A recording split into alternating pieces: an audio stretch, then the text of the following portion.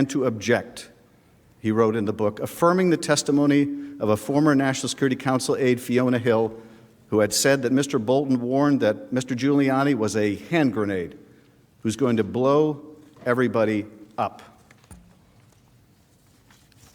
Now, as you might imagine, the president denies this. The president said today, I never instructed John Bolton to set up a meeting for Rudy Giuliani,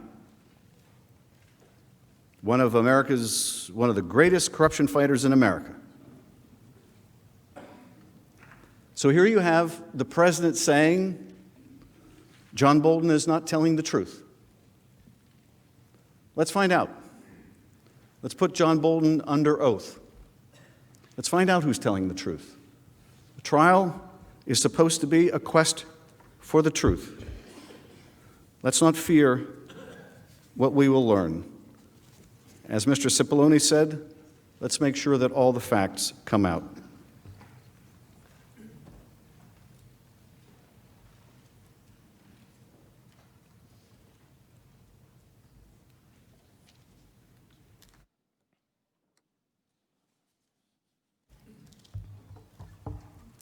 Mr. Chief Justice, Senators, Counsel for the President, last Tuesday at the onset of this trial, we moved for Leader McConnell's resolution to be amended to subpoena documents and witnesses from the outset.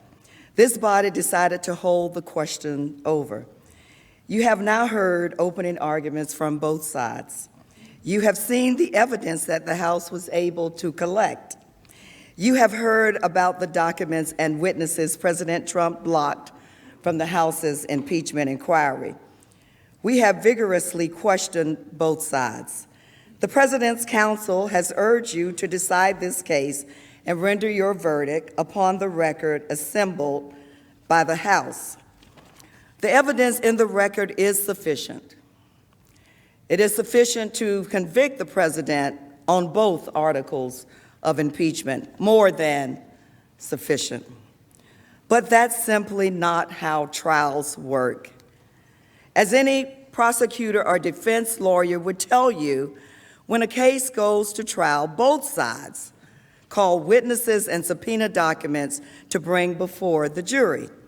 That happens every day in courtrooms all across America. There is no reason why this impeachment trial should be any different. The common sense practice is born out of precedents. There has never before been a full Senate impeachment trial without a single witness. In fact, you can see in the slide, in every one of the 15 prior impeachment trials, the Senate has called multiple witnesses. Today, we ask you to follow this body's uniform precedents and your common sense. We urge you to vote in favor of subpoenaing witnesses and documents. Now, I'd like to address one question at the offset. There has been much back and forth about whether, if the House believes it has sufficient evidence to convict, which we do, why do we need more witnesses and documents? So I'd like to be clear. The evidence presented over the past week and a half strongly supports a vote to convict the president. The evidence is overwhelming. We have a mountain of evidence. It's direct, it's corroborated by multiple sources, and it proves that the president committed grave, impeachable offenses to cheat in the next election. The evidence confirms that if left in office, President Trump will continue to harm America's national security. He will continue to seek to corrupt the upcoming election, and he will undermine our democracy, all to further his own personal gain. But this is a fundamental question that must be addressed. Is this a fair trial?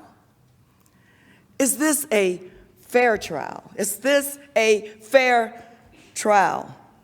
Without the ability to call witnesses and produce documents, the answer is clearly and unequivocally no. It was the president's decision to contest the facts, and that is his right. But because he has chosen to contest the facts, he shall not be heard to complain. He shall not be heard to complain that the House wishes to further prove his guilt, to answer the questions he would raise. He complains that few witnesses spoke directly to the president about his misconduct beyond his damning conversations with Sondland and Mulvaney. Okay, let's hear from others then. The witnesses the House wishes to call directly to the president's own words, his own admissions of guilt, his own confessions of responsibility. If they did not, all the president's men would be on their witness list, not ours. These witnesses and the documents their agencies produce tell the full story. And I believe that we are interested in hearing the full story. You should want to hear it. More than that, the American people, we know they want to hear it. The House Republicans' own expert witness in the House, Professor Turley, said if you could prove the president used our military aid to pressure Ukraine to investigate a political rival and interfere in our elections, it would be an impeachable abuse of power. And Senator Graham, too, recognized that if such evidence existed, it could potentially change his mind on impeachment. Well, we now have another witness, a fact witness, who would reportedly say exactly that. Ambassador Bolton's new manuscript, which we will discuss in more detail in a moment, reportedly confirms that the president told him in no uncertain terms. We're talking about the former national security advisor saying the president told him in no uncertain terms, no aid until investigations, including the Bidens. For a week and a half, the president has said no such evidence exists. They are wrong. But if you have any doubt about the evidence, the evidence is at your fingertips. The question is, will you let all of us, including the American people, simply hear the evidence and make up their own minds? And you can make up your own minds, but will we let the American people hear all of the evidence? You'll recall that Ambassador Bolton, the president's former national security advisor, is one of the witnesses we asked for last Tuesday. We did not know at the time what he'd say. We didn't know what kind of witness that he would be, but Ambassador Bolton made clear that he was willing to testify and that he had relevant firsthand knowledge that hadn't yet been heard.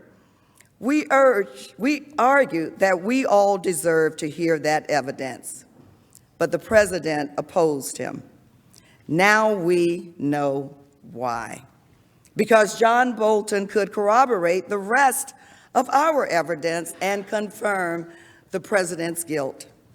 So today, senators, we come before you and we argue again that you let this witness and the other key witnesses we have identified come forward so you have all of the information available to you when you make this consequential decision. If witnesses are not called here, these proceedings will be a trial in name only. And the American people clearly know a fair trial when they see one. Large majorities of the American people want to hear from witnesses in this trial, and they have a right to hear from witnesses in this trial. Let's hear from them. Let's look them in the eye, gauge their credibility, and hear what they have to say about the president's actions. For the same reasons, this body should grant our request to subpoena documents, the documents that the president also blocked the House from obtaining, documents from the White House, the State Department, DOD, and OMB that will complete the story and provide the whole truth, whatever they may be. We ask that you subpoena these documents so that you can decide for yourself. If you have any doubt as to what occurred, let's look at this additional evidence. To be clear, we're not asking you to track down every single document or to call every possible witness. We have carefully identified only 4 key witnesses with direct knowledge who can speak to the specific issues that the president has disputed. And we targeted key documents which we understand have already been collected, for example, at the State Department. They've already been collected. This will not cause a substantial delay. As I made clear last night, these matters can be addressed in a single week. As we made clear last night, these matters can be addressed in a single week. We know that from President Clinton's case. There, the Senate voted to approve a motion for witnesses on January 27. The next day, it established procedures for those depositions and adjourned as a court of impeachment until February 4. In that brief period, the parties took 3 depositions. The Senate then resumed its proceedings by voting to accept the deposition testimony into the record. In this trial, too, let's do the same. We should take a brief 1-week break for witness testimony and document collection, during which time the Senate can return to its normal business. The trial should not be allowed to be different from every other impeachment trial or any other kind of trial, simply because the president doesn't want us to know the truth. The American people that we all represent, the American people that we all love and care about, deserve to know the truth. And a fair trial requires it. This is too important of a decision to be made without all of the relevant evidence. Before turning to the specific need for these witnesses and documents, I want to make clear we are not asking you again to break new ground. We're asking quite the opposite. We are asking you to simply follow the Senate's unbroken precedents and to do so in a manner that allows you to continue the Senate's ordinary business. The Senate, sitting as a court of impeachment, has heard witness testimony in every other, as we've said earlier, in every other 15 impeachment trials in the history of the Republic. And in fact, these trials have had an average of 33 witnesses. And the Senate has repeatedly subpoenaed and received new documents while adjudicating cases of impeachment. That makes sense. Under our Constitution, the Senate does not just vote on impeachments. It does not just debate them. Instead, the Senate is commanded by the Constitution to try all cases of impeachment. Well, a trial requires witnesses. A trial requires documents. This is the American way, and this is the American story. If the Senate denies our motions, it would be the only time in history it has rendered a judgment on articles of impeachment without hearing from a single witness or receiving a single relevant document from the president whose conduct is on trial. And why? How can we justify this break from precedents? How would we justify, for what reason would we break precedents in these proceedings? There are many compelling reasons beyond precedents that demand subpoenas for witnesses and cases and documents in this case. And at this time, I yield to Manager Garcia.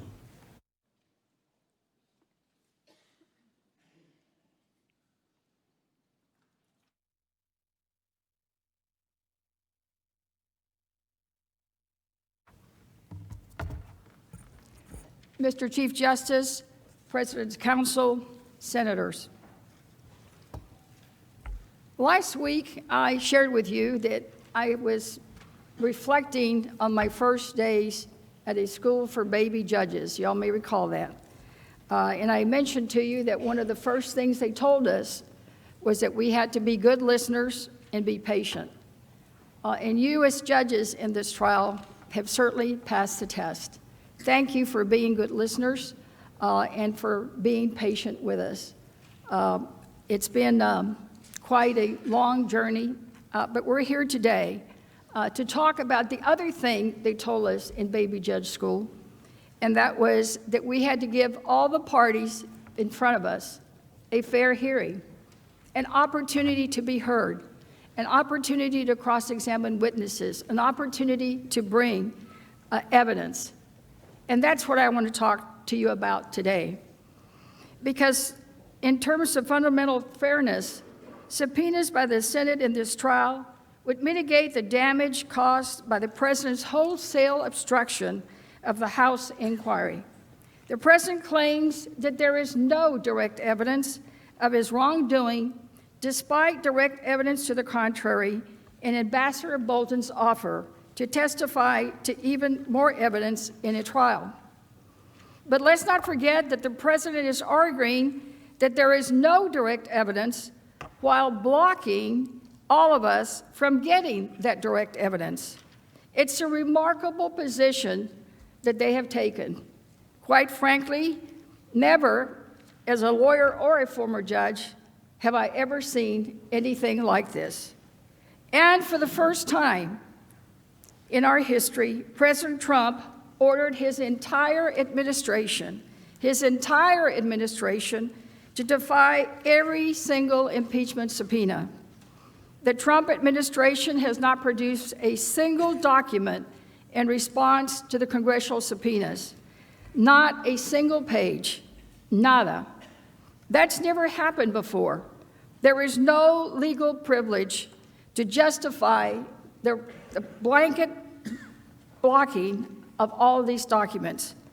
We know that there are more relevant documents.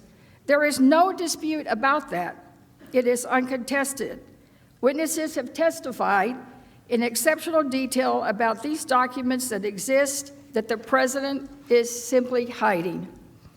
President Trump's blanket order prohibiting the entire executive branch from participating in an impeachment investigation also extended to witnesses. 12 in all followed that order and refused to testify. Much of the critical evidence we have is a result of career officials bravely coming forward despite the president's obstruction. But those closest to the president, some may say, like in the musical Hamilton, those in the room when it happened, followed his instruction. The president does not dispute that these witnesses have information that is relevant to this trial, that these individuals have personal and direct knowledge of the president's actions and motivations and can provide the very evidence he says now that we don't have. Now, the president's counsel alleged the House managers hid evidence from you. Because as House managers, really their goal should be to give you all of the facts, because they're asking you to do something very, very consequential, and ask yourself, given the facts you heard today that they didn't tell you, who doesn't want to talk about the facts? Who doesn't want to talk about the facts? Impeachment shouldn't be a shell game. They should give you the facts. This is nice rhetoric, but it's simply incorrect. The President's counsel cherry-picked misleading bits of evidence, cited disposition transcripts of witnesses who subsequently corrected their testimony in public hearings, and said the opposite, and in some cases simply left out the second half of witness statements. That's how the House managers accurately presented the relevant evidence to you. We spent about 20 hours presenting the facts and the evidence. The President's counsel spent 4 hours focusing on the facts and the evidence. And that evidence shows that the President is guilty. But to the extent certain facts were shown to you, let's be very clear. We are not the ones hiding the facts. The House managers did not hide that evidence. President Trump hid the evidence. And that's why we are the ones standing up here asking you to not let the President silence these witnesses and hide these documents. We don't know precisely what the witnesses will say or what the documents will show, but we all deserve to hear the truth. And more importantly, the American people deserve to hear the truth. Never before has the President been put himself above the law and hid the facts of his offenses from the American people like this one. We cannot let this President be different. Quite simply, the stakes are too high. Second, as this builds on what we have been arguing, the Senate requires and should want a complete evidentiary record before you vote on the most sacred task that the Constitution entrusts in every single one of you.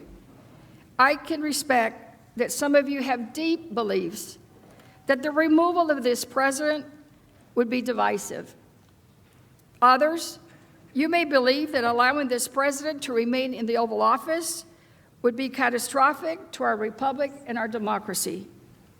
But regardless of where you are, or regardless of where you land on this spectrum, you should want a full and complete record before you make a final decision and to understand the full story.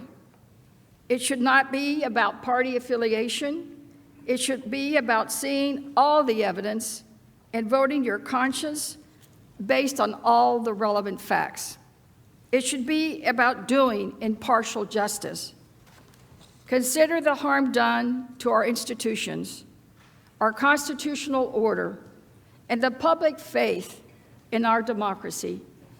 If the Senate chooses to close its eyes to learning the full truth about the president's misconduct, how can the American people have confidence in the result of a trial without witnesses? Third, the president should want a fair trial. He has repeatedly said that publicly, that he wants a trial on the merits. He specifically said it, you saw a clip, that he wanted a fair trial in the Senate. And that would have to be with witnesses that testify, including John Bolton and Mick Mulvaney. He said that he wants a complete and total exoneration. Well, whatever you say about this trial, there cannot be an exoneration without hearing from those witnesses, because an acquittal on an incomplete record after a trial lacking witnesses and evidence will be no exoneration. It will be no vindication, not for the president, not for this chamber, and not for the American people.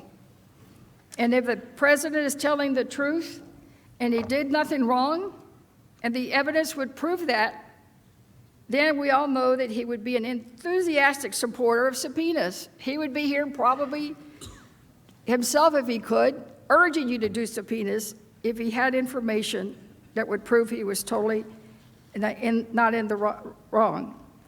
If he is innocent, he should have nothing to hide. His counsel should be the ones here asking today to subpoena Bolton and Mulvaney and others for testimony. The president would be eager to have the people closest to him to testify about his innocence. He would be eager to present the documents that show he was concerned about corruption and burden sharing. But the fact that he has so strenuously opposed the testimony of his closest advisors and all the documents speaks volumes. You should issue subpoenas to the president so that the president can get the fair trial that he wanted. But more importantly, so the American people can get the fair trial that they deserve. The American people deserve a fair trial. I said at the onset of this trial that one of the most important decisions you would make at this moment in history will not be whether you convict or acquit, but whether the president and the American people will get a fair trial. The process is more than just the ultimate decision, because the faith in our institution depends on the perception of a fair process. A vote against witnesses and documents undermines that faith. Senators, the American people want a fair trial.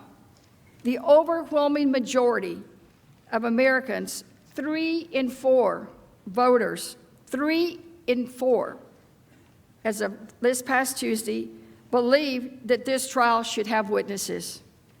Now, there's not much that the American people agree on these days, but they do agree on that. And they know what a fair trial is.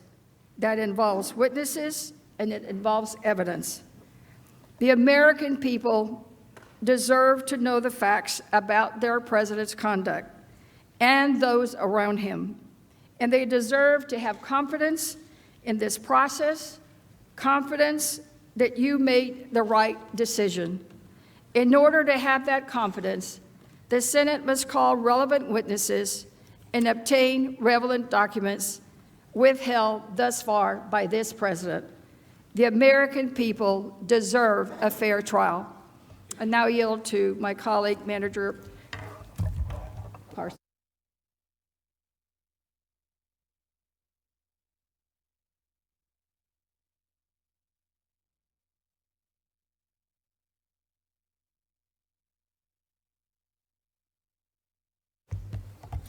Mr. Chief Justice, members of the Senate, counsel for the President, last week the House managers argued for the testimony of 4 witnesses: Ambassador John Bolton, Mick Mulvaney, Robert Blair, and Michael Duffy.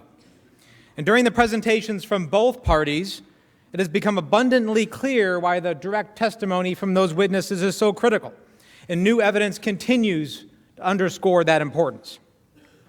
So let's start with John Bolton.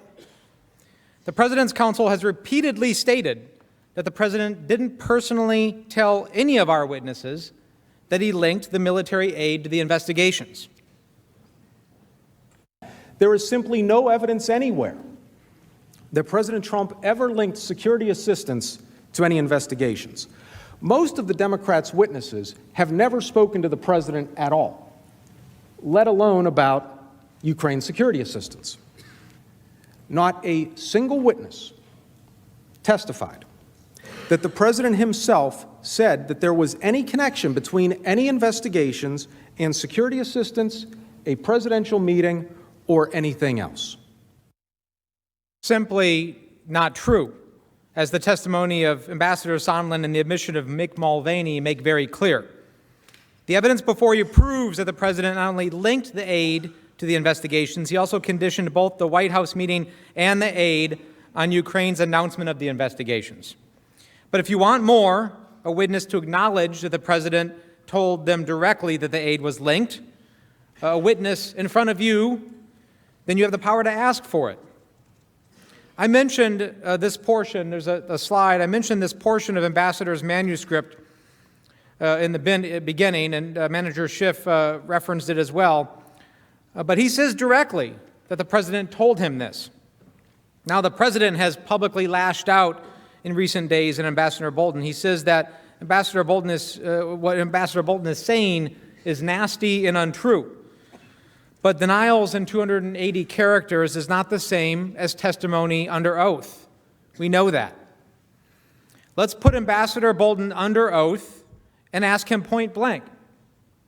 Did the president use $391 million of taxpayer money, military aid, intended for an ally at war to pressure Ukraine to investigate his 2020 opponent? The stakes are too high not to.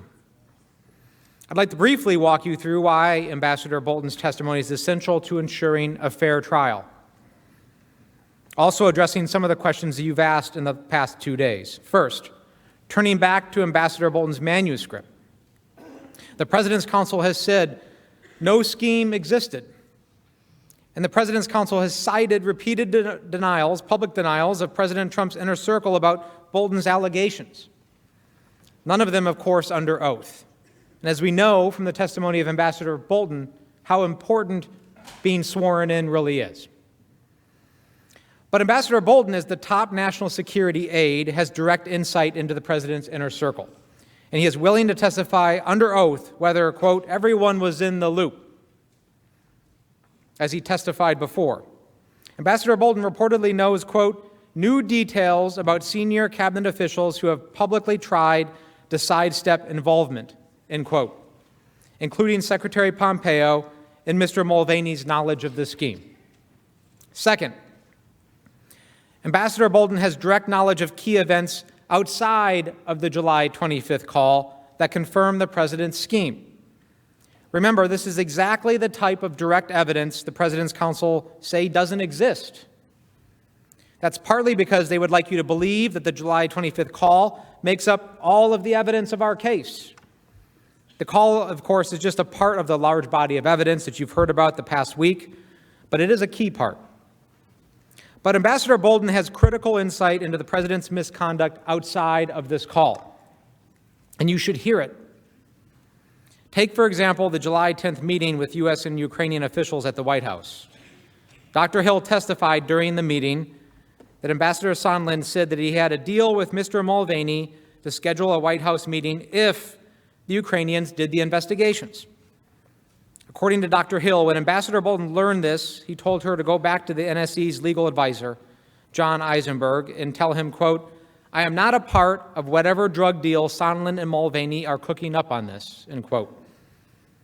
We already have corroboration of Dr. Hill's testimony from other witnesses like Lieutenant Colonel Vindman. And we have new corroboration from Ukraine, too. Oleksandr Deniluk, President Zelensky's former national security advisor, recently confirmed in an interview that the, quote, roadmap for U.S.-Ukraine relations should have been the substance, but the investigations were raised, end quote.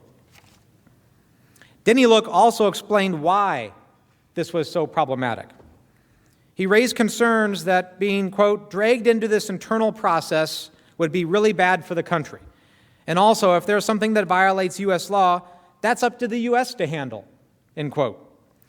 Deniluk elaborated that there were serious things to discuss at the meeting. But if instead Ukraine was being dragged into, quote, internal politics using our president who is fresh on the job, inexperienced, that could just destroy everything, end quote. Another key defense raised by the president has been that Ukraine felt no pressure, that these investigations are entirely proper. Well, here's Ukraine saying the opposite of that. You know what else Deniluk said in the interview? Quote, it was definitely John who I trusted, end quote, talking about Ambassador Bolton. So if you want to know whether Ukrainians felt pressured, call John Bolton as a witness.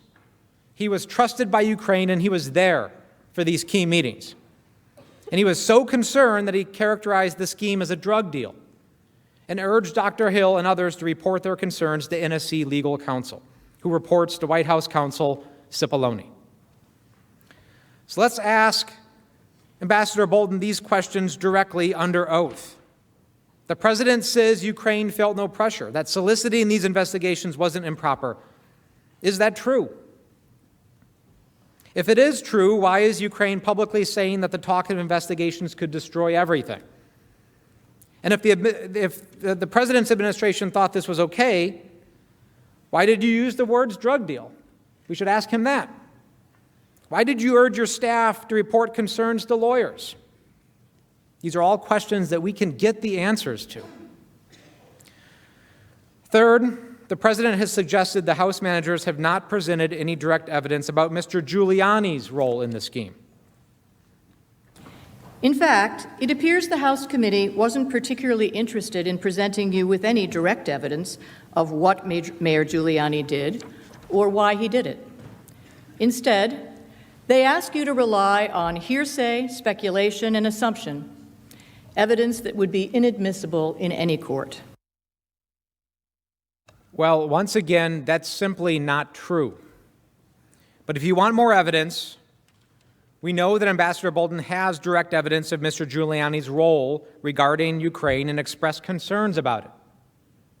The president has suggested that Mr. Giuliani wasn't doing anything improper, and he was not involved in conducting policy. By their own admission, they said he wasn't doing policy. So let's ask John Bolton what Giuliani was doing and whether the investigations were politically motivated or part of our foreign policy. He would know. Dr. Hill testified that Ambassador Bolton said Mr. Giuliani was, quote, a hand grenade, which he explained referred to, quote, all of the statements that Mr. Giuliani was making publicly, that the investigations that he was promoting, that the storyline he was promoting, the narrative he was promoting was going to backfire, end quote. The narrative Mr. Giuliani was promoting, of course, was asking Ukraine to dig up dirt on Biden. Dr. Hill also testified that Ambassador Bolton was so concerned, he told Dr. Hill and other members of the NSC staff, quote, nobody should be meeting with Giuliani, end quote. And that was, quote, closely monitoring what Mr. Giuliani was doing and the messaging that he was sending out, end quote. So let's ask Ambassador Bolton. If Mr. Giuliani wasn't doing anything wrong, why were you so concerned about his behavior? That you directed your staff to have no part in this. If Mr. Giuliani wasn't trying to dig up dirt on Biden, why did you seem to think he was, that he could, quote, blow everything up? Fourth, the president has said that there was nothing wrong with the July 25th call. But once again, the evidence suggests that Ambassador Bolton would testify that the opposite is true. According to witness testimony, Ambassador Bolton expressed concerns even before the call that it would be, quote, a disaster, because he thought there would be, quote, talk of investigations or worse. Now, if the president would have you believe that the call was perfect, as he's repeatedly stated, why don't we find out? Because all of the evidence before you suggests otherwise. And Ukraine knows this is not the case. The call was not perfect. Danieluk is clear on this point. He said, quote, one thing I can tell you that was clear from this July 25th call is that the issue of the investigations is an issue of concern for Trump, end quote. Or it was clear. But if there's still any uncertainty, we must ask Ambassador Bolton. If there was no scheme, how did you know President Trump would raise investigations on the call? What made you so concerned a call would be a disaster? Fifth, the president's main defense, once again, is that he withheld the military aid for a legitimate reason. But the evidence doesn't support that. We've heard a lot. The evidence doesn't support that. Witness testimony, emails, and other documents confirm that Ambassador Bolton and his subordinates, on many occasions, including through in-person meetings with the president himself, urged the president that there was no legitimate reason to withhold the aid. But if you're not sure, if you think this could in any way have been about a legitimate policy reason, let's ask the National Security Advisor, who was in charge of that. If this was simply a policy dispute, as the president argues, let's ask John Bolton whether that's true. The president also argues that you cannot evaluate the president's subjective intent, that the president can use his power any way he feels is appropriate. That's, of course, not the case. Whether his intent was corrupt is a central part of this case, as it is in nearly every criminal case in the country. As a backup argument, however, the president claims that we want you to read the president's mind. Juries, of course, are routinely... Entire impeachment process is about the House manager's insistence that they are able to read everybody's thoughts, they can read everybody's intention, they think you can read minds. They want to tell you what President Trump thought. Of course, are routinely asked to determine the defendant's state of mind. That's central to almost every criminal case in the country. And it's disingenuous for the president's counsel to argue that the defendant's state of mind is unknowable, that it requires a mind reader, or is anything but the most common element of proof of any crime, constitutional or otherwise. But if you want more information, let's ask the president whether John Bolton can help fill in any gaps about his state of mind. If you think about it, John, he knows some of my thoughts. He knows what I think about leaders. The case is about the president's conduct in Ukraine. John Bolton knows a lot about that. Let's hear from him. A fair trial demands it. And it's more than just ensuring a fair trial. It's about remembering that in America, truth matters. As Mr. Bolton said on January 30th, quote, "The idea that somehow testifying to what you think is true is destructive to the system of government we have, I think, is very nearly the reverse. The exact reverse of the truth," end quote. Now, as Manager Schiff started this out, the truth continues to come out.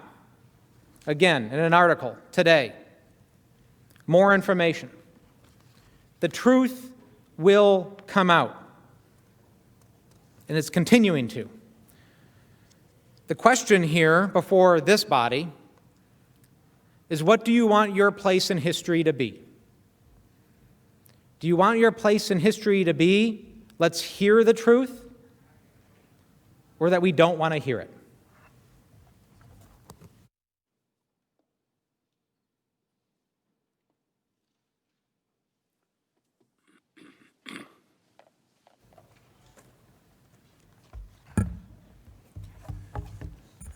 Given our time constraints, we will now summarize the reasons why Mr. Mulvaney, Mr. Duffy, and Mr. Blair are also important.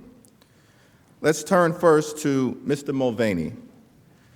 To begin with, Mr. Mulvaney participated in meetings and discussions with President Trump at every single stage of this scheme. We just talked about motive and intent. Well, if you want further insight into the president's motives or intent, further direct evidence of why he withheld the military aid in the White House meeting, you should call his acting chief of staff, who had more access than anyone. Mr. Mulvaney is important because the president's counsel continues to argue incorrectly that our evidence is just hearsay and speculation. Faced with Ambassador Sondland and Mr. Holmes saying this was all as clear as 2 + 2 = 4, the president says they are just guessing. That is simply not true. The evidence is direct.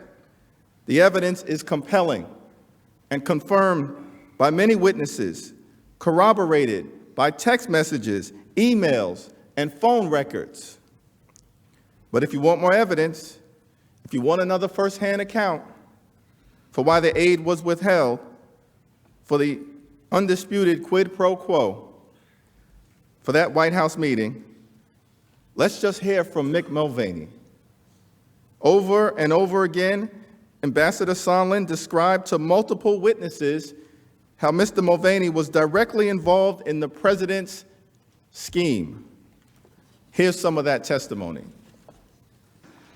And so when I came in, Gordon Sondland was basically saying, well, look, we have a deal here that there will be a meeting I have a deal here with Chief of Staff Mulvaney. There will be a meeting if the Ukrainians open up or announce these investigations into 2016 in Burisma. And I cut it off immediately there.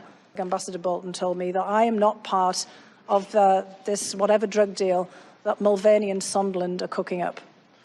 What did you understand him to mean by the drug deal that Mulvaney and Sondland were cooking up? I took it to mean investigations for a meeting. Did you go speak to the lawyers? I certainly did. What I want to ask you about is he makes reference in that drug deal to a drug deal cooked up by you and Mulvaney. It's the reference to Mulvaney that I want to ask you about. You've testified that Mulvaney was aware of this quid pro quo, of this condition that the Ukrainians had to meet, that is, announcing these public investigations to get the White House meeting. Is that right? Yeah, a lot of people were aware of it, and including Mr. Mulvaney. Correct. Remarkably, the president is still denying the facts, even as they argue that if it's true, it's still not impeachable. But if the president did nothing wrong, if he held up the aid because of so-called corruption or burden-sharing reasons, he should want his chief of staff to come testify under oath before this distinguished body and say just that. Why doesn't he want Mulvaney to appear before the United States Senate? Well, we know the answer. Because Mr. Mulvaney will confirm the corrupt shakedown scheme. Because Mr. Mulvaney was in the loop. Everyone was in the loop. As Ambassador Sondland summarized in his testimony on July 19th, he emailed several top administration officials, including Mr. Mulvaney, that President Zelensky was prepared to receive POTUS's call and would assure President Trump that he intends to run a fully transparent investigation and will turn over every stone. Mr. Mulvaney replied, "I asked NSC to set it up for tomorrow." The above email seems clear. Ambassador Sondland testified that it was clear, that he was confirming to Mr. Mulvaney that he had told President Zelensky he had to tell President Trump on that July 25th call that he would announce the investigation, which he explained was a reference to one of the two phony political investigations that President Trump wanted. And Mr. Mulvaney replies that he'll set up the meeting, consistent with the agreement that Sondland explained he'd reach with Mr. Mulvaney to condition a meeting on the investigations. But if there's any uncertainty, if there's any lingering questions about what this means, let's just question Mick Mulvaney under oath. Mr. Mulvaney also matters because we have heard several questions from this distinguished body of senators wanting to understand when or why or how the president ordered the hold on the security aid. As the head of the Office of Management and Budget, Mr. Mulvaney has unique insights into all of these questions. Your questions. Remember that email exchange between Mr. Mulvaney and his deputy, Rob Blair, on June 27th, when Mulvaney asked Blair about whether they could implement the hold? And Blair responded that it could be done, but that Congress would become unhinged. It wasn't just Congress. It was the Independent Government Accountability Office that determined that the president's hold violated the law. But if the president's counsel is going to argue without evidence that he withheld the aid as part of U.S. foreign policy, seems to make sense that the Senate should hear directly from Mr. Mulvaney, who has firsthand knowledge of exactly these facts. He said so himself. Again, I was involved with the process by which the money was held up temporarily. Why doesn't President Trump want Mick Mulvaney to testify? Why? Perhaps here's why. Did he also mention to me in the past the corruption related to the DNC server? Absolutely. No question about that. But that's it. And that's why we held up the money. Now, there was a report. So the demand for an investigation into the Democrats was part of the reason that he ordered to withhold funding to Ukraine.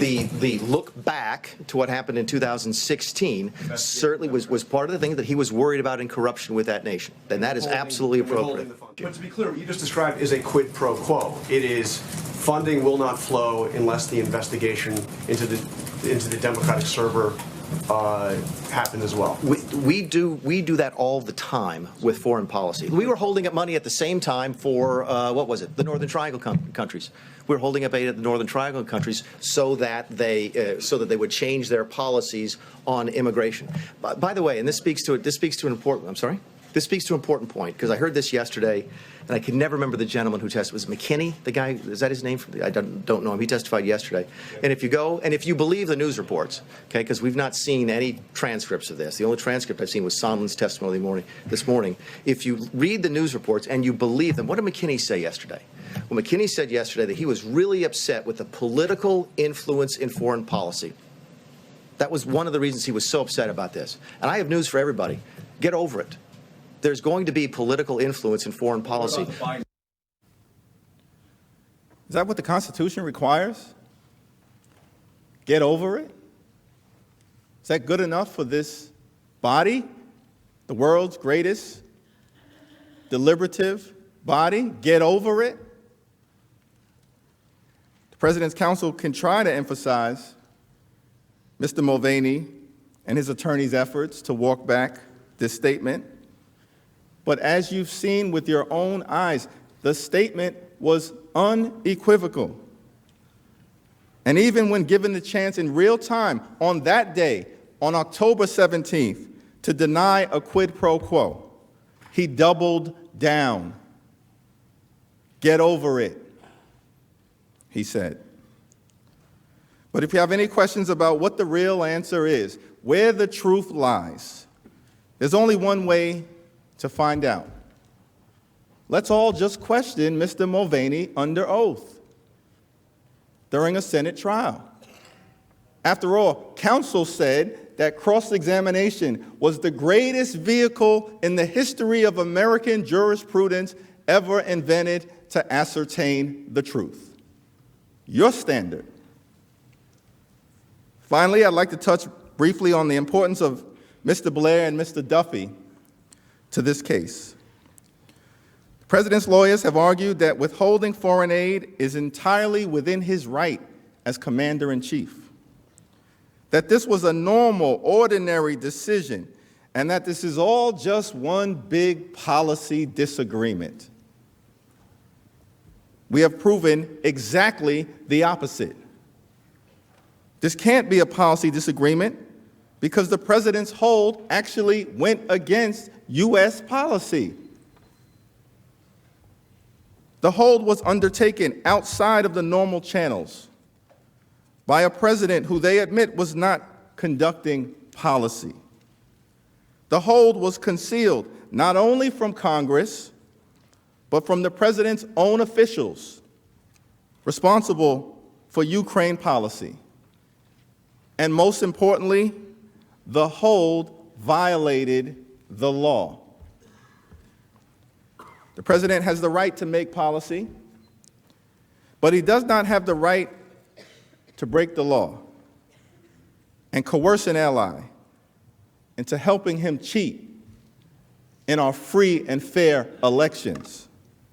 And he doesn't have a right to use hundreds of millions of dollars in taxpayer funds as leverage to get political dirt on an American citizen who happens to be his political opponent.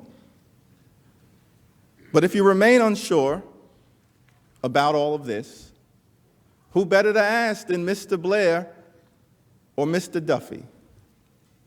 They oversaw and executed the process of withholding the aid. They can tell us exactly how unrelated to business as usual this whole shakedown scheme was when it was underway. They can testify about why the aid was withheld and whether there was any legitimate explanation for withholding it. Some of you have asked that very question. Multiple officials, including Ambassador Sondland, Ambassador Taylor, David Holmes, Lieutenant Colonel Vindman, Jennifer Williams, and Mark Sandy, all testified that they were never given a credible explanation for the hold. So let's ask Mr. Blair, let's ask Mr. Duffy if this happens all the time, as Mick Mulvaney suggests. Why at this time, in connection with this scheme, were all of those witnesses left in the dark?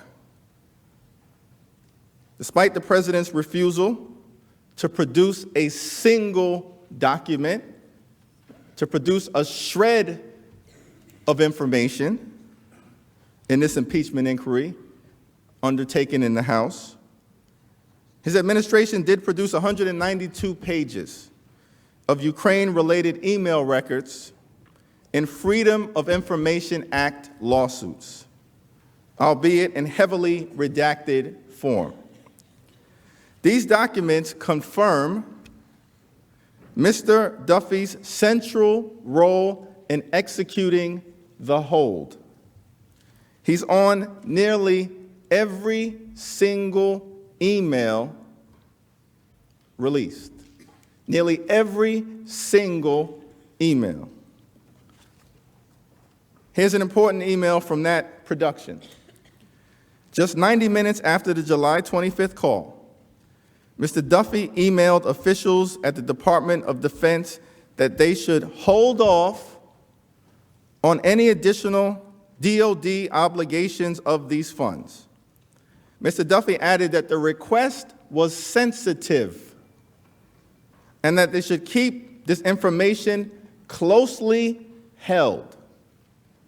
The timing is important because if the aid wasn't linked to the July 25th call, if it wasn't related, why the sensitive, closely held request made within 2 hours of that call? Let's just ask Mr. Duffy. Mr. Duffy and Mr. Blair can testify about the concerns raised by DOD to the Office of Management and Budget, about the illegality of the hold, and why it remained in place even after DOD warned the administration that it would violate the Impeachment Control Act. Now, the president, of course, has disputed this fact. But we have demonstrated that OMB was warned repeatedly by DOD officials of two things. First, continuing to withhold the aid would prevent the Department of Defense from spending the money before the end of the fiscal year. And second, the hold was potentially illegal, as turned out to be the case. By August 9th, DOD told Mr. Duffy directly that DOD, the Department of Defense, could no longer support the Office of Management and Budget's claims that the hold would not preclude timely execution of the aid for Ukraine, our vulnerable ally at war with Russian-backed separatists. Yet, as Mr. Duffy reportedly told Ms. McCusker at the Department of Defense on August 30th, there was a clear direction from POTUS to continue the hold. Clear direction from the President of the United States to continue the hold. So how did Mr. Duffy understand the clear direction to continue the hold? Why is the President claiming that this wasn't unlawful when DOD, the Department of Defense, repeatedly warned his administration that it was? Wouldn't we all like to ask Mr. Duffy these questions? Finally, here's another reason why we know this was not business as usual. On July 29th, Mr. Duffy, a political appointee with zero relevant experience, abruptly seized responsibility for withholding the aid from Mark Sandy, a career Office of Management and Budget official. Seized the responsibility from a career official. Mr. Duffy provided no credible explanation for that decision. Mr. Sandy testified that nothing like that had ever happened in his entire governmental career. Let's think about that. If this is as routine as the President claims, why is a career official saying he's never seen anything like this happen before? Mr. Duffy knows why. Shouldn't we just take the time to ask him? The American people deserve a fair trial. The Constitution deserves a fair trial. The President deserves a fair trial. A fair trial means witnesses. A fair trial means documents. A fair trial means evidence. No one is above the law. I now yield to my distinguished colleague, Manager Lofgren.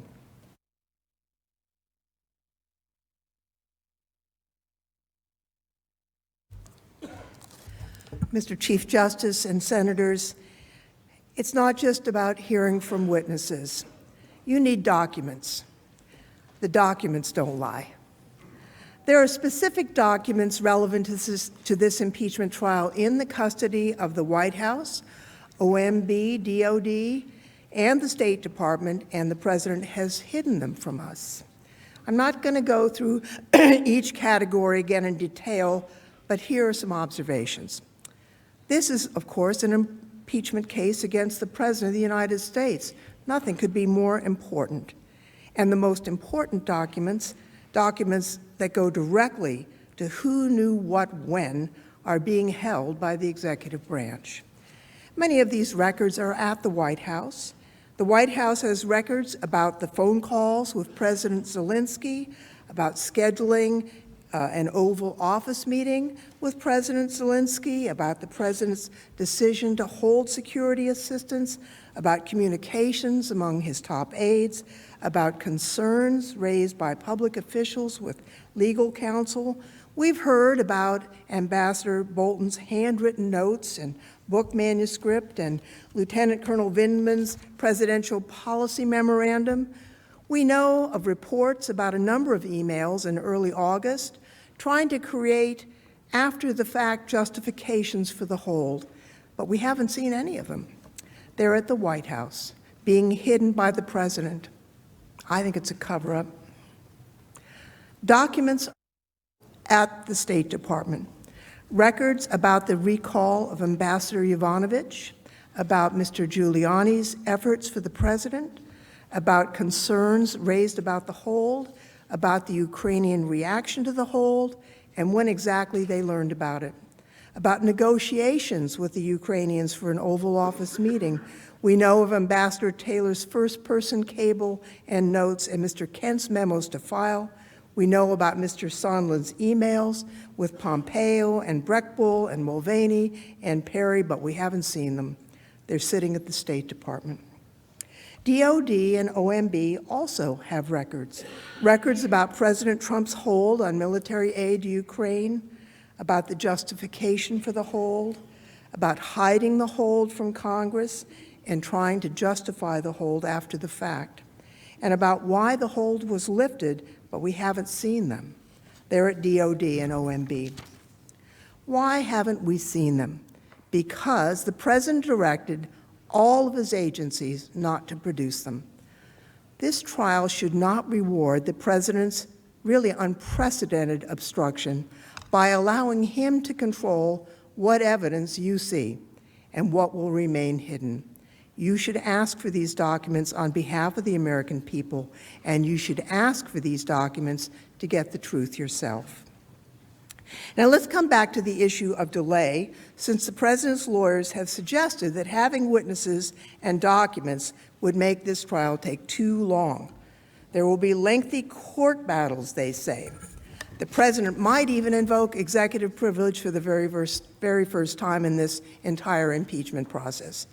It would be better, we're told, to skip straight to the final verdict, to break from centuries of precedent and end this trial without hearing from a single witness, without reviewing a single document that the President ordered hidden. Respectfully, that shouldn't happen. House managers aren't interested in delaying these proceedings. We're interested in the full truth, in a trial that is fair to the parties and to the American people, in the facts that the President's counsel agrees are so critical to this trial. It's why we've said we won't go to court. We'll follow all the rulings of the Chief Justice. We can get the witness depositions done in a week. In fact, I know we can, because if you, the senators, order it, that's the law.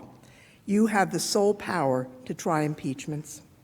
If questions or objections come up, including objections based on executive privilege, the Senate itself and the Chief Justice in the first instance can resolve them. We aren't suggesting that the President waive executive privilege. We simply suggest that the Chief Justice can resolve issues related to any assertion of executive privilege. As the Supreme Court recognized in the case of Judge Walter Nixon, judges will stay out of disputes over how the Senate exercises its sole power to try impeachments. That ensures there will be no unnecessary delay, and it's why we propose we suspend the trial for 1 week, and that during that time, you go back to business as usual. While the trial is suspended, we'll take witness depositions, review the documents that are provided at your direction. The 4 witnesses you should hear from are readily available. Ambassador Bolton has already said he will appear. We can and would move quickly to depose these witnesses within a week of the issuance of subpoenas. The documents, too, are ready to be produced.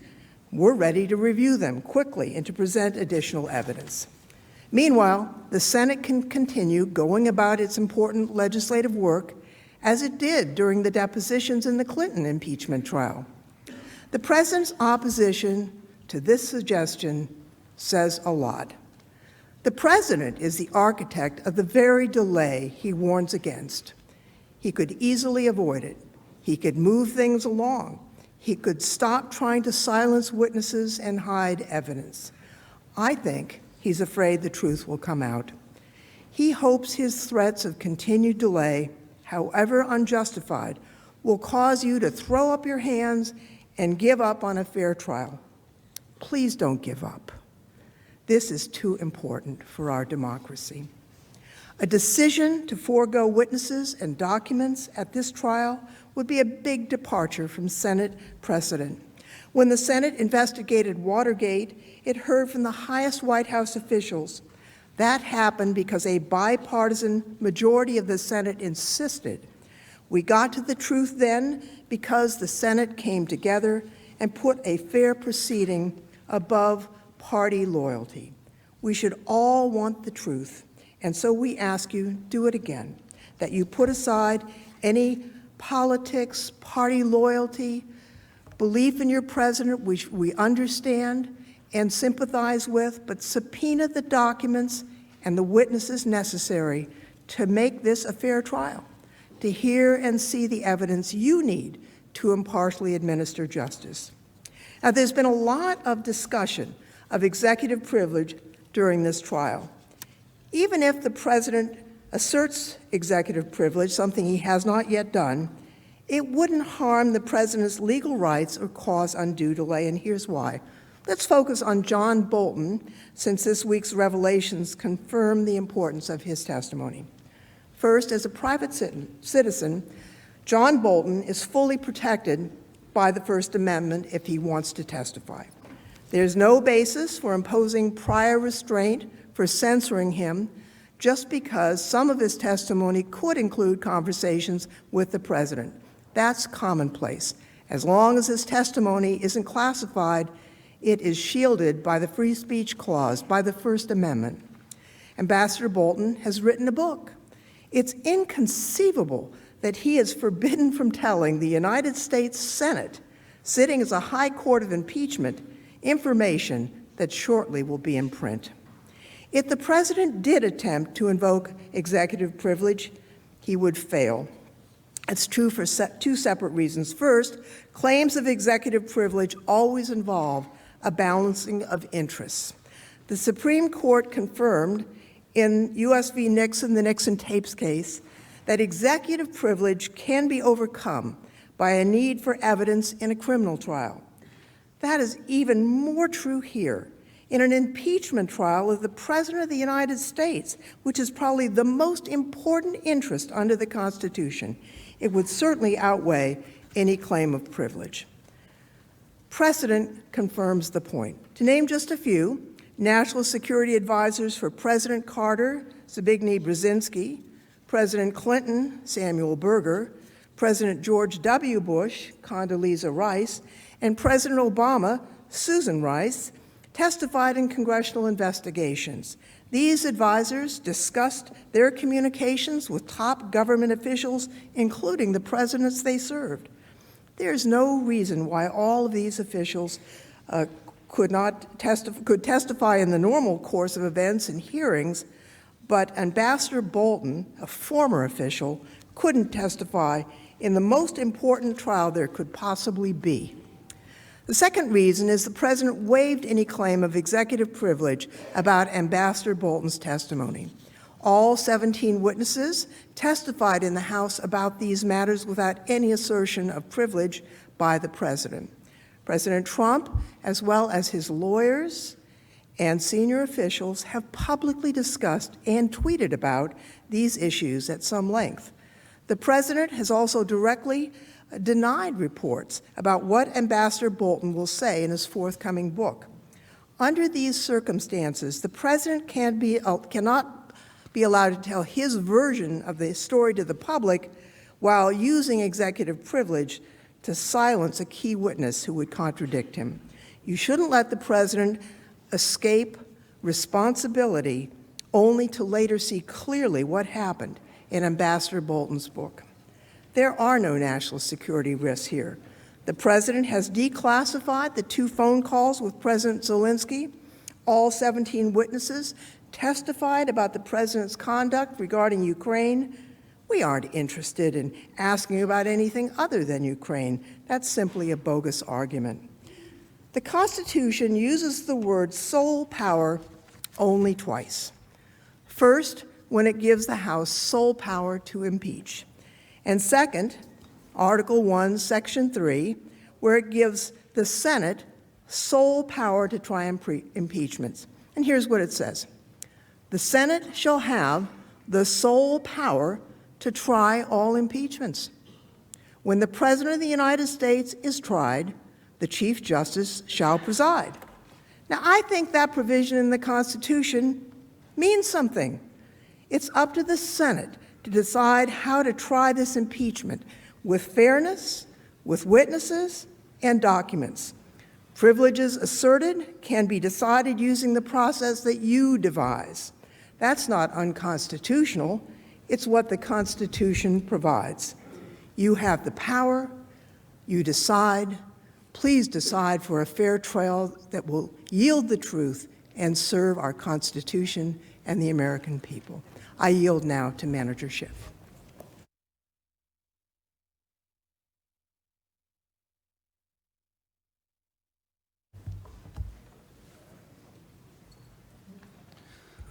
Senators, before we yield to counsel for the President, I'd like to take a moment by talking about what I think is at stake here. A no vote on the question before you will have long-lasting and harmful consequences long after this impeachment trial is over. We agree with the President's counsel on this much. This will set a new precedent. This will be cited in impeachment trials from this point to the end of history. You can bet in every impeachment that follows, whether it is a presidential impeachment or the impeachment of a judge, if that judge or president believes that it is to his or her advantage that there shall be a trial with no witnesses, they will cite the case of Donald J. Trump. They will make the argument that you can adjudicate the guilt or innocence of the party who is accused without hearing from a single witness, without reviewing a single document. And I would submit that will be a very dangerous and long-lasting precedent that we will all have to live with. President Trump's wholesale obstruction of Congress strikes at the heart of our Constitution and democratic system of separation of powers. Make no mistake, the President's actions in this impeachment inquiry constitute an attack on congressional oversight, on the co-equal nature of this branch of government. Not just on the House, but on the Senate's ability as well to conduct its oversight, to serve as a check and balance on this president and every president that follows. If the Senate allows President Trump's obstruction to stand, it effectively nullifies the impeachment power. It will allow future presidents to decide whether they want their misconduct to be investigated or not, whether they would like to participate in an impeachment investigation or not. That is a power of the Congress. That is not a power of the President. By permitting a categorical obstruction, it turns the impeachment power against itself. How do we respond to this unprecedented obstruction will shape future debates between our branches of government and the executive forever. And it's not just impeachment. The ability of Congress to conduct meaningful and probing oversight that by its nature is intended to be a check and balance on the awesome powers of the executive branch, hinges on our willingness to call witnesses and compel documents that President Trump is hiding with no valid justification, no precedential support. If we tell the President effectively, you can act corruptly, you can abuse the powers of your office to coerce a foreign government to helping you cheat in an election by withholding military aid, and when you're caught, you can further abuse your powers by concealing the evidence of your wrongdoing, the President becomes unaccountable to anyone. Our government is no longer a government with three co-equal branches. The President effectively, for all intents and purposes, becomes above the law. This is, of course, the opposite of what the framers intended. They purposely entrusted the power of impeachment to the legislative branch so that it may protect the American people from a president who believes that he can do whatever he wants. So we must consider how our actions will reverberate for decades to come and the impact they will have on the functioning of our democracy. And as we consider this critical decision, it's important to remember that no matter what you decide to do here, whether you decide to hear witnesses and relevant testimony, the facts will come out in the end. Even over the course of this trial, we have seen so many additional facts come to light. The facts will come out. In all of their horror, they will come out. And there are more court documents and deadlines under the Freedom of Information Act Witnesses will tell their stories in future congressional hearings, in books, and in the media. This week has made that abundantly clear. The documents the president is hiding will come out. The witnesses the president is concealing will tell their stories. And we will be asked why we didn't want to hear that information when we had the chance, when we could consider its relevance and importance in making this most serious decision. What answer shall we give if we do not pursue the truth now, if we allow it to remain hidden until it is too late to consider on the profound issue of the president's innocence or guilt? What we are asking you to do on behalf of the American people is simple. Use your sole power to try impeachment by holding a fair trial. Get the documents they refuse to provide to the House. Here are the witnesses they refuse to make available to the House, just as this body has done in every single impeachment trial until now. Let the American people know that you understand they deserve the truth. Let them know you still care about the truth, that the truth still matters. Though much divides us, on this we should agree. A trial stripped of all its trappings should be a search for the truth, and that requires witnesses and testimony. Now, you may have seen just this afternoon the President's former Chief of Staff, General Kelly, said that a Senate trial without witnesses is a job only half done. Trial without witnesses is only half a trial. Well, I have to say I can't agree. A trial without witnesses is no trial at all. You either have a trial or you don't. And if you're going to have a real trial, you need to hear from the people who have firsthand information. Now, we presented some of them to you, but you know as well as we, there are others that you should hear from. But let me close this portion with words, I think, more powerful than General Kelly's, and they come from John Adams, who in 1776 wrote, "Together with the right to vote, those who wrote our Constitution considered the right to trial by jury the heart and lungs, the mainspring and the center wheel of our liberties, without which the body must die, the watch must run down, the government must become arbitrary." Now, what does that mean? Without a fair trial, the government must become arbitrary. Now, of course, he's talking about the right of an average citizen to a trial by jury. Well, if in courtrooms all across America, when someone is tried, but they're a person of influence and power, they can declare at the beginning of the trial, if the government's case is so good, let them prove it without witnesses. If people of power and influence can insist to the judge that the House, that the prosecutors, that the government, that the people must prove their case without witnesses or documents, a right reserved only for the powerful.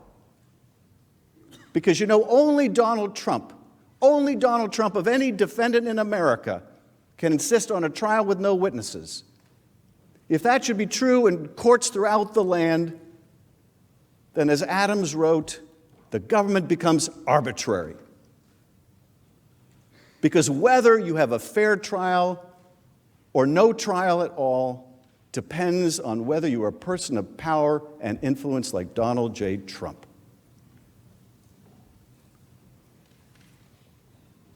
The body will die, the clock will run down, and our government becomes arbitrary.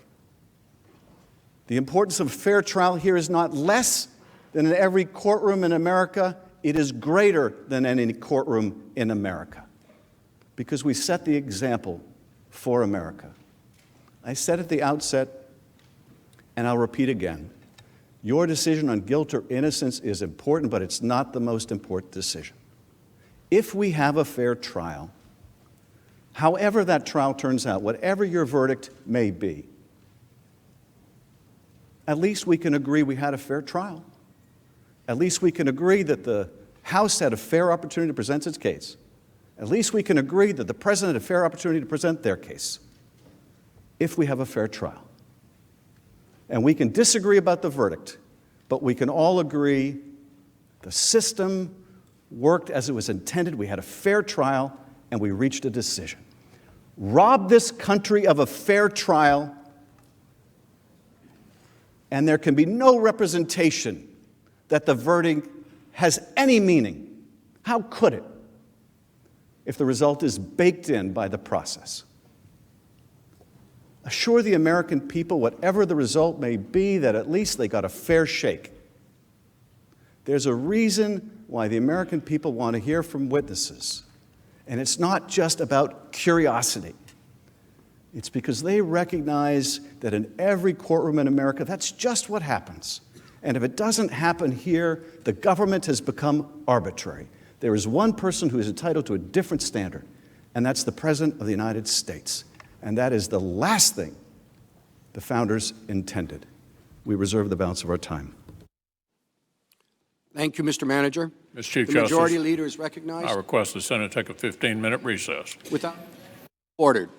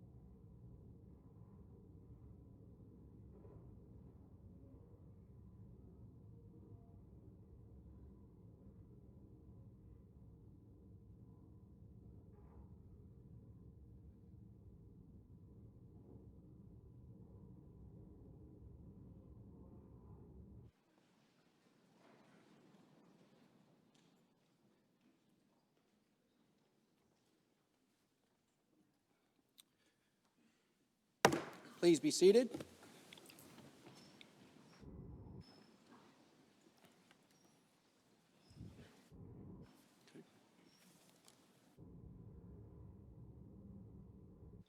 Ready to hear the presentation from counsel for the president?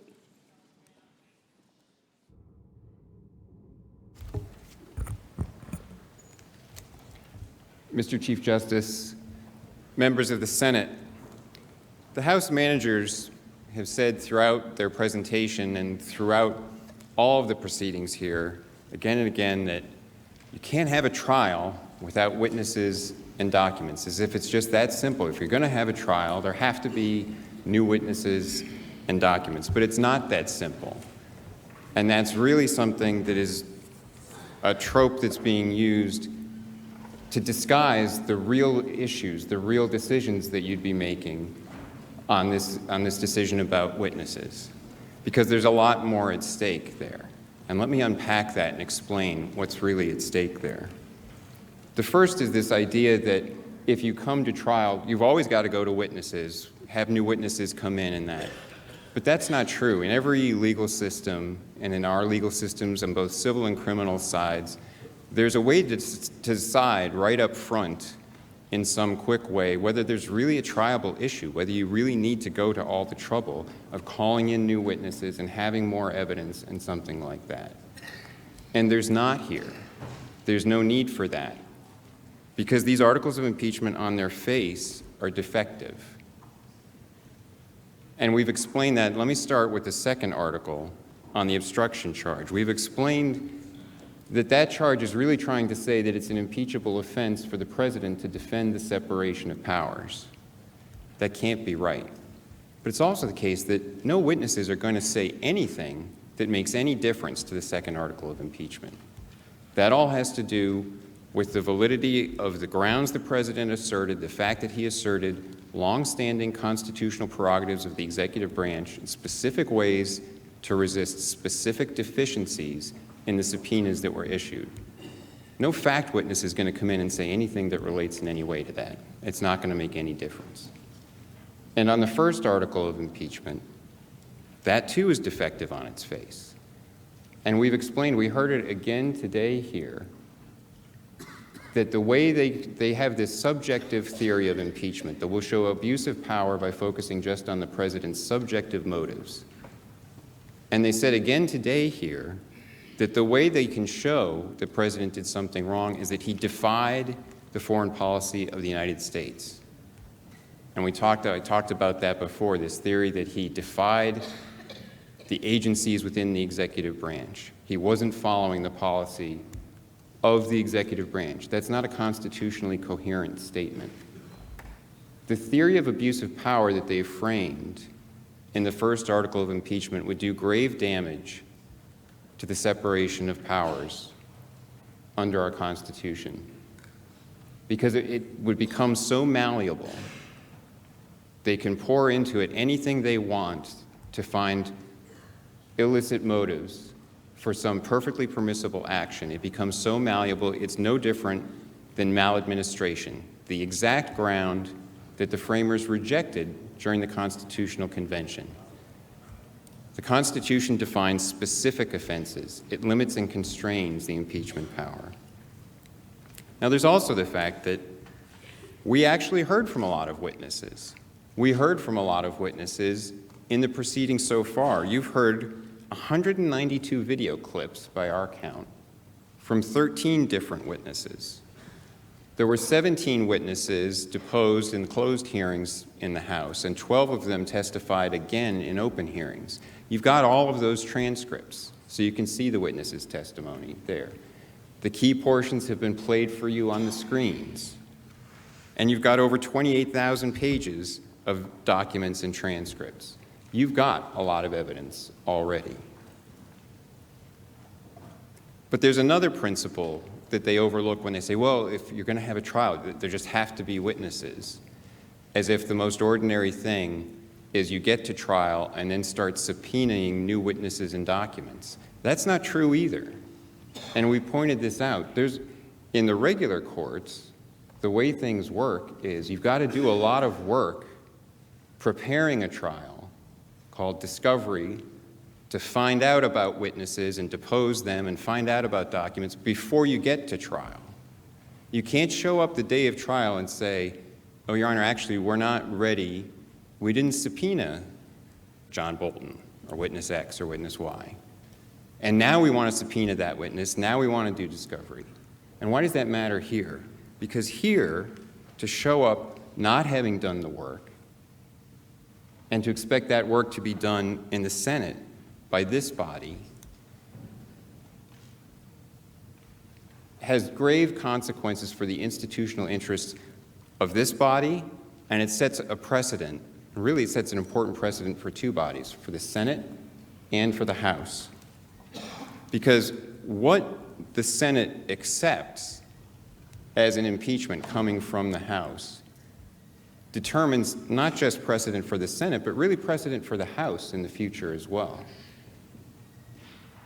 If the procedures used in the House to bring this proceeding here to this stage are accepted, if the Senate says, yes, we'll start calling new witnesses because you didn't get the job done, and whatever process you used to get it here, then that becomes the new normal. And that's important in a couple of ways. One is, as we've pointed out, the totally unprecedented process that was used in the House that violated all notions of due process. There are precedents going back 150 years in the House ensuring that someone accused in an impeachment hearing in the House has due process rights to be represented by counsel, to cross-examine witnesses, to be able to present evidence. They didn't allow the president to do that here. And if this body says that's okay, then that becomes the new normal. And they stand up here, the House managers, and say, this body would be unfair if this body doesn't call the witnesses. They talk about fairness. Where was the fairness in that proceeding in the House? And Manager Schiff says things would be arbitrary if you don't do what they say and call the witnesses they want. Well, wasn't it arbitrary in the House when they wouldn't allow the president to be represented by counsel, wouldn't allow the president to call witnesses? There was no precedent in a presidential impeachment inquiry to have open hearings where the president and his counsel were excluded. It also would set a precedent to allow a package, a proceeding from the House to come here that the House managers say, well, now we need new witnesses. We haven't done all the work. And it's witnesses they didn't even try to get. They didn't subpoena John Bolton. And they didn't go through the process when other witnesses were subpoenaed. When Dr. Kupperman, Charlie Kupperman, went to court, they withdrew the subpoena. And now to say that, well, fairness demands that this body has to do all that work, that sets a new precedent as well. And it would change for all the future the relationship between the House and the Senate in impeachment inquiries. It would mean that the Senate has to become the investigatory body. And the principles that they assert, they did a process that wasn't fair. They did a process that was arbitrary, that arbitrarily denied the president rights. They did a process that wouldn't allow witnesses. And then they came here on the first night. Remember when we were all here until 2 o'clock? And in very belligerent terms said to the members of this body, you're on trial. It will be treachery if you don't do what the House managers say. That's not right. When it was their errors, when they were arbitrary and they didn't provide fairness, they can't project that onto this body to try to say that you have to make up for their errors, and if you don't, the fault lies here. Now, they also suggest that it's not going to take a long time, that they only want a few witnesses. But of course, if things are opened up to witnesses, and it is going to be fair, it's not just one side, it's not just the witnesses that they would want. The president would have to be permitted to have witnesses. And with all respect, Mr. Chief Justice, the idea that if a subpoena is sent to a senior advisor to the president and the president determines that he will stand by the principle of immunity that's been asserted by virtually every president since Nixon, that that'll just be resolved by the Senate right here, whether or not that privilege exists, by the Chief Justice sitting as presiding officer. That doesn't make sense. That's not the way it works. The Senate, even when the Chief Justice is the presiding officer here, can't unilaterally decide the privileges of the executive branch. That dispute would have to be resolved in another way, and it could involve litigation, and it could take a lot of time. So the idea that this will all be done quickly, if everyone just does what the House managers say, is not realistic. It's not the way that the process would actually have to play out in accord with the Constitution.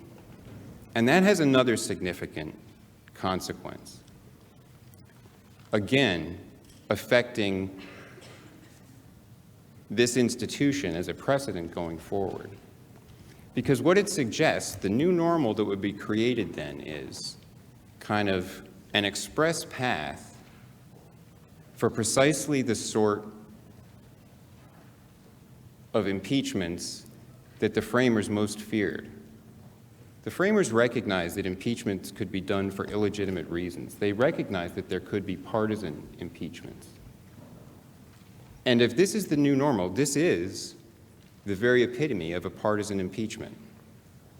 There was bipartisan opposition to it in the House, and it was rushed through with unfair procedures, 78 days total of inquiry. Think about that. In Nixon, there had been investigating committees, and there was a special prosecutor long before the House Judiciary Committee started its investigation. In Clinton, there was a special counsel, an independent counsel, for the better part of a year before the House Judiciary Committee even started hearings. Everything from start to finish, in this case, from September 24th till the articles of impeachment were considered in the Judiciary Committee, was done in 78 days. In 78 days, and for the 71 of them, the president was entirely locked out. So the new normal would be slapdash, get it done quickly, unfair procedures in the House to impeach a president, then bring it to the Senate, and then all the real work of investigation and discovery is going to have to take place with that impeachment hanging over the president's head. And that's a particular thing that the framers also were concerned about. And I mentioned this the other day. In Federalist number 65, Hamilton warned specifically about what he called, and I'm quoting, the injury to the innocent from the procrastinated determination of the charges which might be brought against them. Because he understood that if an impeachment charge from the House wasn't resolved quickly, if it was hanging over the president's head, that in itself would be a problem. And that's why they structured the impeachment process so that the Senate could be able to swiftly determine impeachments that were brought. That also suggests that's why there is a system for having thorough investigation, thorough process done in the House. And Hamilton explained that delay after the impeachment would afford an opportunity for intrigue and corruption. And it would also be, as he put it, a detriment to the state from the prolonged inaction of men whose firm and faithful execution of their duty might have exposed them to the persecution of an intemperate or designing majority in the House of Representatives. And that's what's happened here. And if you create a system now that makes the new normal a half-baked slapdash process in the House, just get the impeachment done and get it over to the Senate, and then once the president's impeached, and you have the head of the executive branch, the leader of the free world, having something like that hanging over his head, then we'll slow everything down. and then we'll start doing the investigation and just drag it out. That's all part of what makes this even more political, especially in an election year. It's not the process that the framers had in mind, and it's not something the Senate should condone in this case. The Senate is not here to do the investigatory work that the House didn't do. Where there's been a process that denied all due process, that produced a record that can't be relied upon, the reaction from this body should be to reject the articles of impeachment, not to condone and put its imprimatur on the way the proceedings were handled in the House, and not to prolong matters further by trying to redo work that the House failed to do, by not seeking evidence and not doing a fair and legitimate process to bring the articles of impeachment here. Thank you. Mr. Sekulow. Chief Justice, members of the Senate, over a 7-day period, you did hear evidence. You heard evidence from 13 different witnesses, 192 video clips, and as my colleague, the Deputy White House Counsel said, over 28,000 pages of documents. You heard testimony from Gordon Sondland. He's the United States Ambassador to the European Union. You heard that testimony. He testified in the House proceedings. I did not have an opportunity to cross-examine him. If we get witnesses, I have to have that opportunity. William Taylor, former acting United States Ambassador to the Ukraine, testified. You heard his testimony. We didn't get the opportunity to cross-examine him. He would be called. Tim Morrison, the former senior director for Europe and Russia of the National Security Council. You saw his testimony. They put it up.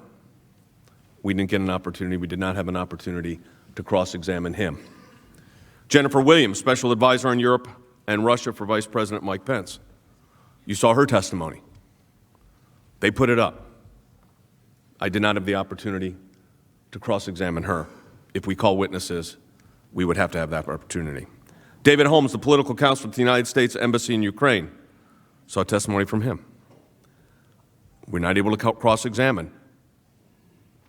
If he's called, or if we get witnesses, we will call the ambassador and we will cross-examine. Lieutenant Colonel Alexander Vindman, you saw his testimony, appear before the House. We didn't have the opportunity to cross-examine him. If we call witnesses, we will, of course, have that right to cross-examine him. Fiona Hill, she is the former senior director for Europe and Russia on the National Security Council. She testified before the House. If we have witnesses, we have the opportunity to call her then and cross-examine Fiona Hill. Kurt Volker, former United States Special Representative for Ukraine negotiations. They called him. We did not have the opportunity to cross-examine. If we're calling witnesses, these are witnesses you've heard from, we would have the right to call witnesses and to cross-examine Mr. Volker. George Kent, the Deputy Assistant Secretary of State for the Bureau of European and Eurasian Affairs. You saw his testimony. They called him. If we have witnesses, we have the right to call that witness and to cross-examine Deputy Assistant Secretary Kent. The former United States Ambassador to Ukraine, Ambassador Yovanovitch, they called her. You saw that testimony. We did not have the opportunity to cross-examine her. If we have witnesses, we would have to call her. Laura Cooper, Deputy Assistant Secretary of Defense for Russia, Ukraine, and Eurasia. They called her. You saw her witness testimony right here. We did not have the opportunity to cross-examine her. We would have to be given that opportunity. These are witnesses against the president. Laura Cooper, Deputy Assistant Secretary of Defense for Russia, Ukraine, and Eurasia. Again, same thing. David Hale, Undersecretary of State for Political Affairs. He was called by the House. You saw his testimony. We never had the opportunity to cross-examine. If we have witnesses, we have to have the opportunity to do that. There were other witnesses that were called, or you saw their testimony or heard their testimony, where it was referred to: Catherine Croft, the Special Advisor for Ukraine Negotiations, Department of the State; Mark Sandy, the Deputy Associate Director for National Security Programs; and Christopher Anderson, Special Advisor for Ukraine Negotiation, Department of State. You heard their testimony referred to. We did not have the opportunity to cross-examine them. So this isn't going to happen if witnesses are called in a week. Now, that's just the witnesses that have been produced that you have seen by the House managers. You are being called upon to make consequential constitutional decisions.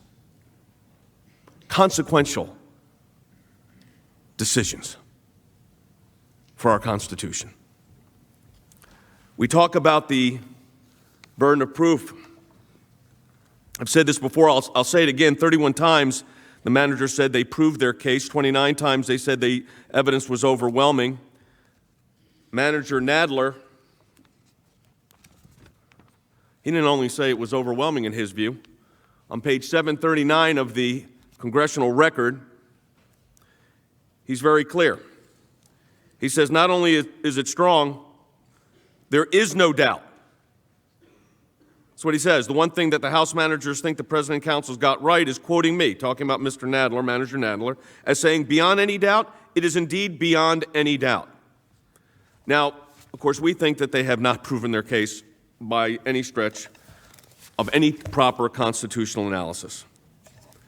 In the Clinton investigation, they talk about witnesses being called, but the 3 witnesses that were called had either testified before the grand jury or before the House committees. These weren't new witnesses. What Mr. Philbin said is correct. Under our constitutional design, they're supposed to investigate. You are to deliberate. But what they're asking you to do is now become the investigative agency, the investigative body. If they needed all this additional evidence, which they said they don't need, and by the way, not only did they say it in the record, this is House Manager Nadler, quote, this is when he was on CNN back on the 15th of this month, we brought the articles of impeachment because despite the fact that we didn't hear from many witnesses, we heard from enough witnesses to prove the case beyond any doubt at all. The same can be said of Representative Lofgren. You know, we have evidence proving the case through, for example, at the meeting when Bolton said it was a drug deal. Well, we have fact witnesses. Hill was there, Vindman was there, Sondland was there. So this idea that they haven't had witnesses, that's the smokescreen. You've heard from a lot of witnesses. The problem with the case, the problem with their position is, even with all of those witnesses, it doesn't prove up an impeachable offense. The articles fail.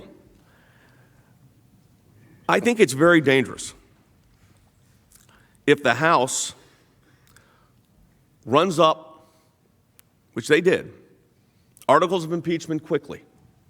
So quickly that they are clamoring for evidence, despite the fact that they put all of this evidence forward. They got their wish of an impeachment by Christmas. That was the goal. But now they want you to do the work they failed to do. But as I said, time and time again we heard, you didn't hear from witnesses, you didn't hear from many witnesses. Mr. Schiff modified that a little bit today. A little bit. You heard from a lot of witnesses. But if we go down the road of witnesses, this is not a one-week process. Remember I talked about the waving the wand and Ukrainian corruption in Ukraine was gone. You're not going to have a witness wand here where we just say, okay, you got a week to do this and get it done. There's no way that would be proper under due process. But you know, due process is supposed to be for the person accused. And they are turning it on its head. They brought the articles before you. They're the ones that rushed the case up and then held it before you could actually start the proceedings. But they're the ones that passed the articles before Christmas.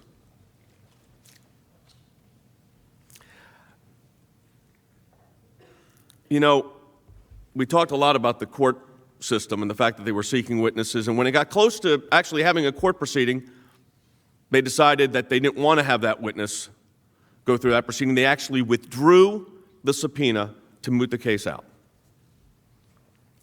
How many constitutional challenges will we have in this body because they placed a burden on you that they wouldn't take themselves in putting their case forward? If we look at our constitutional framework and our constitutional structure, that's not the way it's supposed to work. Now, our opposition to this motion is rather straightforward, as I've said. We came here ready to try the case on the record that they presented. The record that the managers told us was overwhelming and complete. Mr. Schiff went through every sentence of the articles of impeachment just a few days ago and said, proved, proved, proved. The problem is what it proved is not an impeachable offense. You could have witnesses that prove a lot of things, but if there's not a violation of a law, if it doesn't meet the constitutional required process, the constitutional required substantive issues of do these articles, these allegations rise to the level of a sufficient for a removal of office for a duly elected president of the United States? It doesn't. And especially so when we are in an election year. I am not going to take the time, your time, which is precious, to go over in each and every allegation about witnesses that I could. I could do it. I could stand here for a long time. I'm not going to do that. I'm just going to say this. They created the record. Do not allow them to penalize the country and the Constitution because they failed to do their job. With that, Mr. Chief Justice, we yield our time. Thank you, counsel.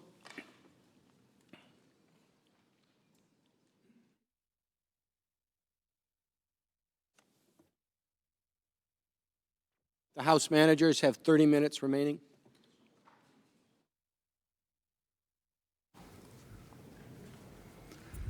Thank you, Mr. Chief Justice. Senators, I want to walk through some of the arguments that you've just heard from the President's counsel. The first were arguments made by Mr. Philbin. Mr. Philbin began by saying the House managers assert that you can't have a trial without witnesses. And he said it's not that simple. Actually, it is. It is pretty simple. It is pretty simple. In every courthouse, in every state, in every county in the country where they have trials, they have witnesses. And I think you heard Mr. Philbin tie himself into knots as to why this should be the first trial in which witnesses are not necessary. But you know, some things are just as simple as they appear. A trial without witnesses is simply not a trial. You can call it something else, but it's not a trial. Now, Mr. Sekulow said something very interesting. He said, the House investigates and the Senate deliberates. Well, he would rewrite our Constitution with that argument, because the last time I checked the Constitution, it said that the House shall have the sole power of impeachment and the Senate shall try the impeachment, not merely deliberate about it, not merely think about it, not merely wonder about it. I know you're the greatest deliberative body in the world, but not even you can deliberate in a trial without witnesses. But Mr. Sekulow would rewrite the Constitution. Your job is not to try the case, he says. Your job is merely to deliberate. That is not what the founders had in mind, not by a long shot. Now, Mr. Philbin says none of these witnesses would have relevance on Article 2, I guess conceding that they would have relevant evidence on Article 1. But that's not true either. Imagine what you will see when you hear from the witnesses who ran the Office of Management and Budget, or imagine what you will see when you read the documents from the Office of Management and Budget. What you will see is what they have covered up. What you will see is the motive for their complete obstruction of Congress. When you see not the redacted emails, not the fully blacked out emails that they deigned to give in the litigation under the Freedom of Information Act, but when you see what is under those redactions, you will have proof of motive. When you see those documents, you will see just how fallacious these non-assertions of executive privilege are. You will see, in essence, what they have covered up. It could not be more relevant to whether their panoply of legal argumentation to justify we shall fight all subpoenas is merely a cover-up and legal window dressing. So these witnesses and documents are critical on both articles. Now, you also heard Mr. Philbin argue, and again, this is where we expected we'd be at the end of the proceeding, which is essentially they proved their case. They proved their case. We pretty much all know what's gone on here. We all understand just what this president did. No one really disputes that anymore. So what? So what? It's a version of the Dershowitz defense. So what? The president could do no wrong. The president is the state. If the president believes that corrupt conduct would help him get reelected, if he believes shaking down an ally and withholding military aid, if he believes soliciting foreign interference in our election, whether it be from the Ukrainians or the Russians or the Israeli prime minister or anyone else in any form that it may take, so what? He has a God-given right to abuse his power. And there's nothing you can do about it. It's the Dershowitz principle of constitutional lawlessness. That's the end-all argument for them. You don't need to hear witnesses who will prove the president's misconduct because he has a right to be as corrupt as he chooses under our Constitution. And there's nothing you can do about it. God help us if that argument succeeds. Now, they say that these witnesses already testified, and so you don't need to hear from anybody. There were witnesses who already testified, and so the House doesn't get to call witnesses in the Senate. That would be like a criminal trial in any courthouse in America where the defendant, if he's rich and powerful enough, can say to the judge, "Hey, judge, the prosecution got to have witnesses in the grand jury. They don't get to call anyone here. They had their chance in the grand jury. They called witnesses in the grand jury. They don't get to call witnesses here." That's not how it works in any courtroom in America, and it's not how it should work in this courtroom. Of course, you heard the argument again, repeated time and time again. The House is saying they're not ready for trial. Of course, we've never said we weren't ready for trial. We came here very prepared for trial. I would submit to you the president's team came here unprepared for trial, unprepared for the fact that there would be, as we all anticipated, a daily drip of new disclosures that would send them back on their heels. We came here to try a case, prepared to try a case, and yes, we had, I hope, the not unreasonable expectation that in trying that case, like in every courtroom in America, we could call witnesses. That is not a lack of preparation, that is the presence of common sense. They didn't try to get Bolton, they argued. Mr. Philbin said they didn't even try to get Bolton. Now, of course, we did try to get Bolton. And what he said when he refused to show up voluntarily is, if you subpoena me, I will sue you. I will sue you. He said basically what Don McGahn told us 9 months ago. I will sue you. Good luck with that. Now, the public argument that was made by his counsel was that he and Dr. Kupperman, out of just due diligence, they just want a court to opine that it's okay for them to come forward and testify. As soon as the court blesses their testimony, they're more than willing to come in. They just are going to court to get a court opinion saying they could do it. And so, of course, we said to them, if that's your real motivation, there's a court about to rule on this very issue of absolute immunity. And that court did. That was